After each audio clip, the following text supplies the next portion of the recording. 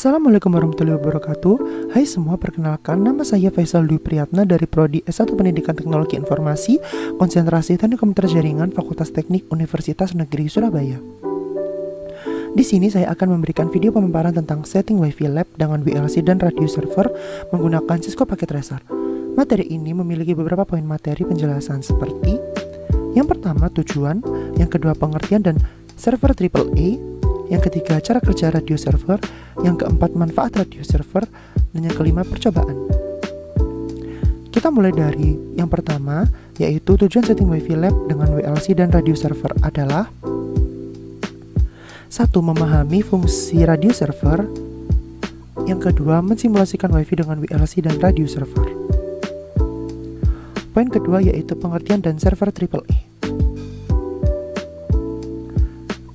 Radius atau Remote Authentication Dial in User Service server adalah sebuah server yang digunakan untuk melayani service authentication, authorization, dan accounting atau AAA di dalam sebuah jaringan. AAA protocols digunakan untuk administrasi network access dan device administration atau wireless dan wired. Singkatnya, radio server ini menyimpan kumpulan user di mana user-user tersebut dapat digunakan oleh klien atau user yang berada dalam satu jaringan dengan radio server tersebut. Authentication. Yang pertama, memastikan identitas yang mencoba masuk ke jaringan. Yang kedua, identifikasi bisa dari username dan password atau sertifikat. Yang kedua, accounting. Yang pertama, merekam komen yang dieksekusi pada perangkat untuk keperluan auditing dan analisis forensik.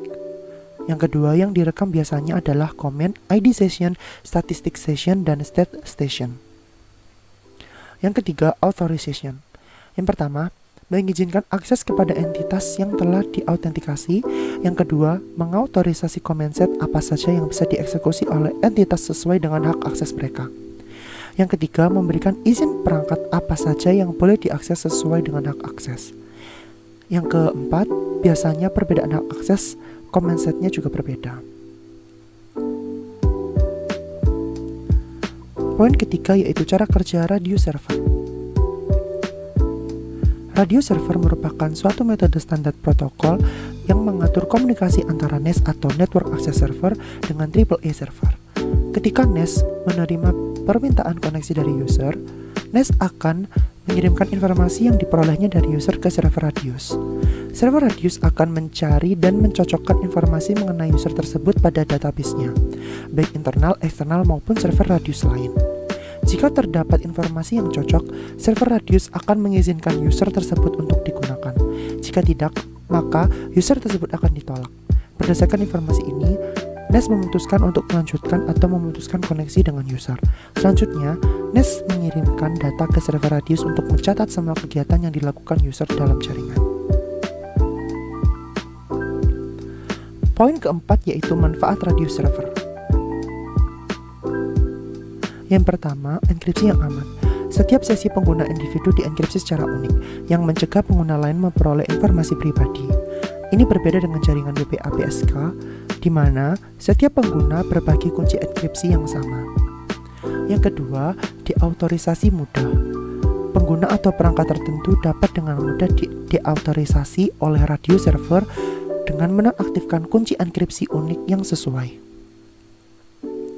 Yang ketiga, network permission. Network permission seperti kebijakan firewall, penjadwalan dapat ditetapkan dalam profil pengguna tertentu berdasarkan identitas pengguna. Poin kelima yaitu percobaan. Pada percobaan ini terbagi menjadi dua bagian penjelasan, yaitu skenario dan langkah-langkah. Yang pertama yaitu skenario. Dalam percobaan ini kita akan mensimulasikan jaringan 3 WiFi Lab atau Lightweight AP yang dikendalikan oleh sebuah WLC. WLC ini berfungsi sebagai pengatur lab dan sekaligus menjadi sebuah DHCP server. Sedangkan untuk autentikasi user akan menggunakan radio server agar user dapat diatur terpusat.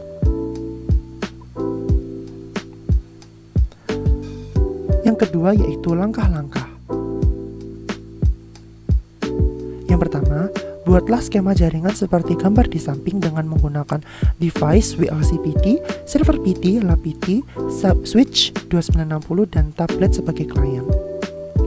Setting IP radio server secara statik yaitu 192.168.1.3/24. Aktifkan AAA server, tambahkan radius connection untuk klien dan buat user yang akan digunakan untuk end device klien. Yang keempat, setting IP VLC secara statik yaitu 192.168.1.2/24. Yang kelima, rename masing-masing lab secara berturut-turut dengan dari kiri ke kanan yaitu LT1, LT2, dan LT3. Yang keenam, create new SSID secara berturut-turut. Lantai 1 sama dengan AP1, lantai 2 sama dengan AP2, dan lantai 3 sama dengan AP3 dengan authentication VPA dengan radio server setting 1 IP address sama dengan 192.168.1.3. Yang kedua, share secret sama dengan 123456678. Yang ketujuh, setting AP group agar berpasangan antara SSID wireless LAN di VLC dengan akses point yang terhubung sesuai dengan lantainya. Yang ke-8, setting SSID di tablet klien sesuai dengan SSID yang hendak dihubungkan, serta berturut-turut digunakan user U1 untuk AP1, U2 untuk AP2, U3 untuk AP3, dan amati koneksi tablet setelahnya. Selanjutnya, saya akan mensimulasikan percobaan ini ke dalam Cisco Packet Tracer. Saya akan mensimulasikan percobaan ke Cisco Packet Tracer. Percobaan ini adalah lanjutan dari simulasi percobaan setting WiFi Lab dengan VLC. Mari kita mulai. Pertama-tama kita harus menambahkan server dan kita namai menjadi radius karena dia adalah radio server. Nah, seperti ini. Lalu kita config IP secara statik. Kita on kan, lalu kita masukkan IP radius dengan IP 192.168.1.3 dengan subnet mask 255.255.255.0 di mana 255.255.255.0 merupakan blok subnet ke-24 di kelas C.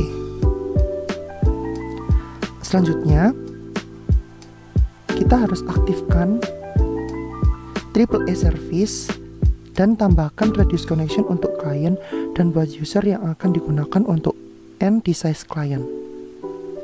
Pertama-tama kita harus masuk ke menu service.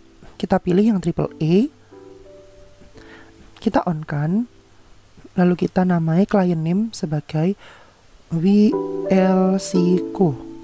Ini terserah ya. Dengan secret share atau password yaitu 123.45678. Client IP-nya kita isi yaitu IP dari VLC dengan IP 192.168.1.2. Tipenya radius dan kita add. Baik, jika seperti ini sudah tertambah. Lalu kita tambahkan username U1 atau username 1 dengan password U1. Kita add, lalu kita save. Lanjut untuk U2 dan password U2 kita add, lalu kita save. Lalu untuk U3 dan password U3 kita save lalu add. Same user record is available. Oke. Nah, berarti kita coba. Nah, ternyata U3 kita setting di U2. Itu salah. Jadi kita harus mau-add dulu. Kita ulangi dari U2 dengan password U2. Kita add, lalu kita pilih U2 dan kita save. Lalu untuk U3 dengan password U3 kita add, lalu kita, karena Karena kita tidak bisa memilih U3, berarti dia otomatis ke save. Seperti itu. Nah, cara kita melihat untuk U3-nya apakah tersave, kita harus memaksimasinya. Nah, seperti ini. Jika sudah, dia harus di-save. Oke.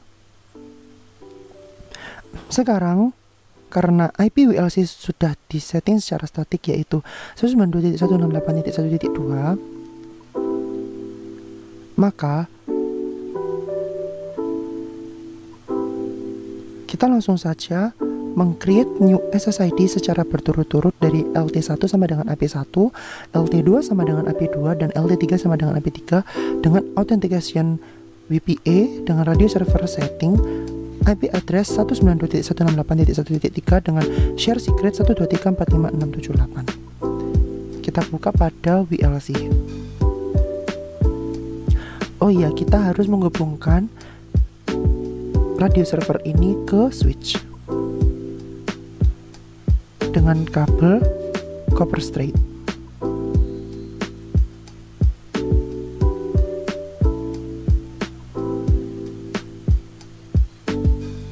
Oke, ini sudah tersambung dan kita rapihkan agar terlihat bagus. Oke, kita buka WLC.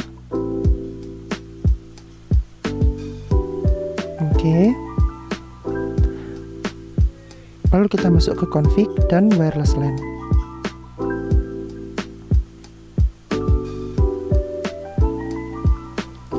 Oke. Kita harus setting WLAN LT1 dengan LAN LT1 dengan SSID IP1 dengan VLAN 0.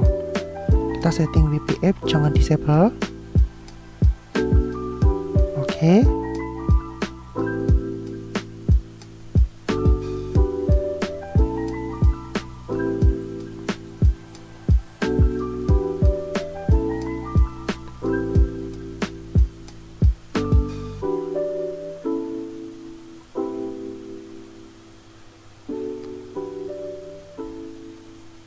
Kita pilih encryption type-nya sebagai AES.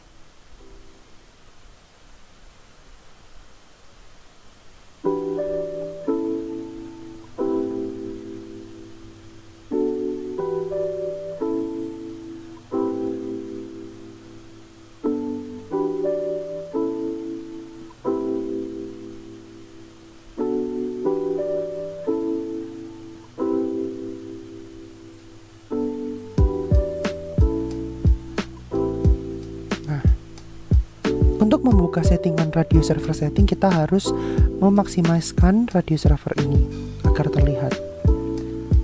Oke, kita masukkan 192.168.1.3, di mana ini adalah IP dari radio server dengan share secret yaitu 123456778. Seperti itu. Kita save. Lanjut untuk yang LT2. Kita pilih ke WPA dan kita masukkan yang sama.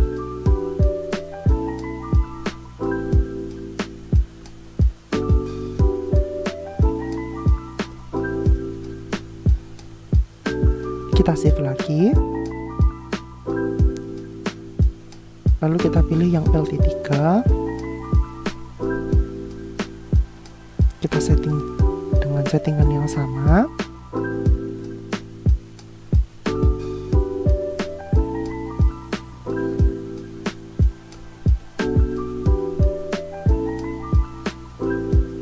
Kita save.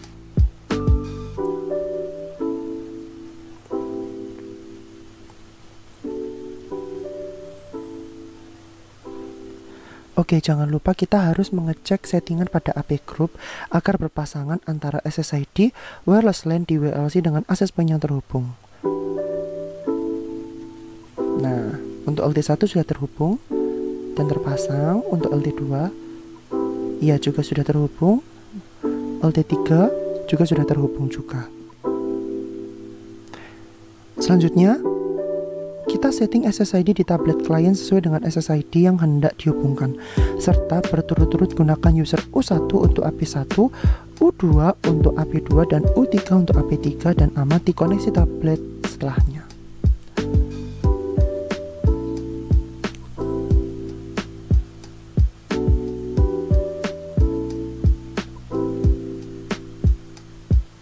Kita config pada wireless 0. Kita pilih WPA. Pada AP1 kita menggunakan user ID yang kita isikan pada AP1, yaitu U1 dengan password U1. Seperti ini. Lalu kita lihat apakah sudah tersambung.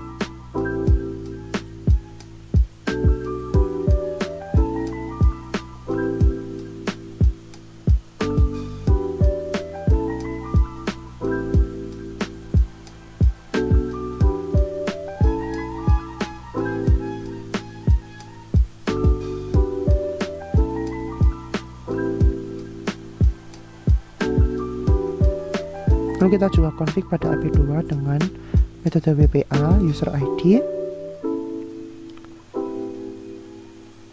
U2 dengan password U2.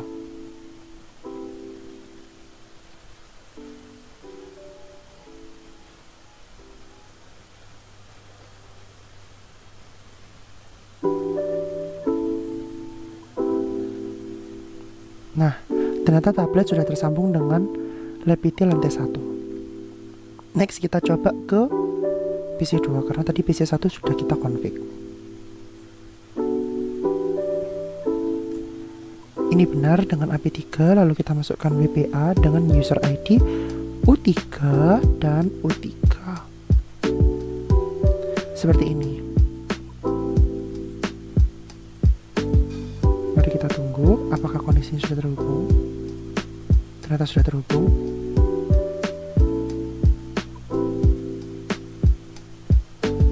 PC2 ini agak lama, kita tunggu sampai dia terhubung.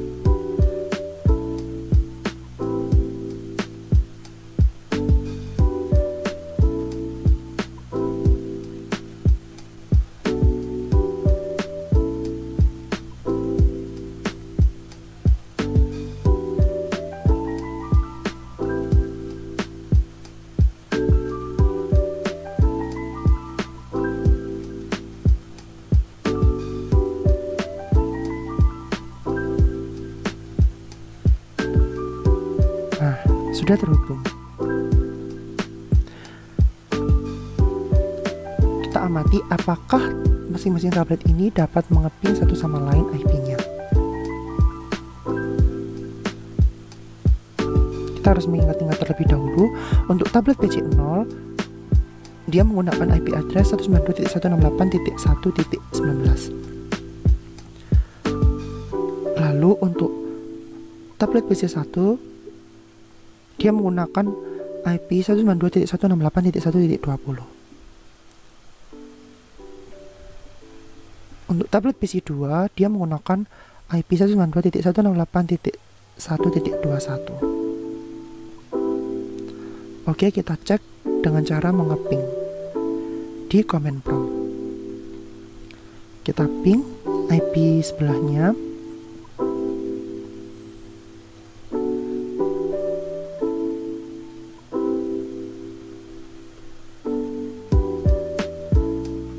Baik, sudah terhubung. Lalu untuk sebelahnya lagi,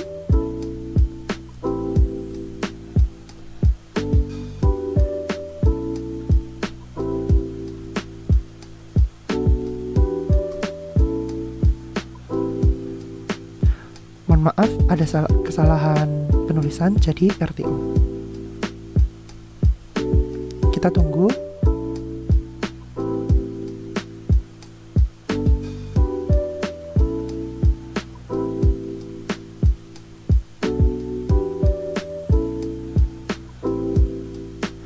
Oke, kita coba kembali.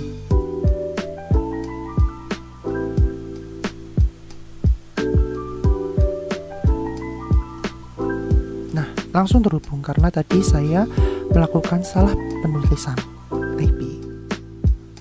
Sekian dari pemaparan saya, semoga apa yang saya paparkan dapat menambah ilmu bagi yang menonton, dan mohon maaf bila ada kekurangan dan kesalahan dari saya.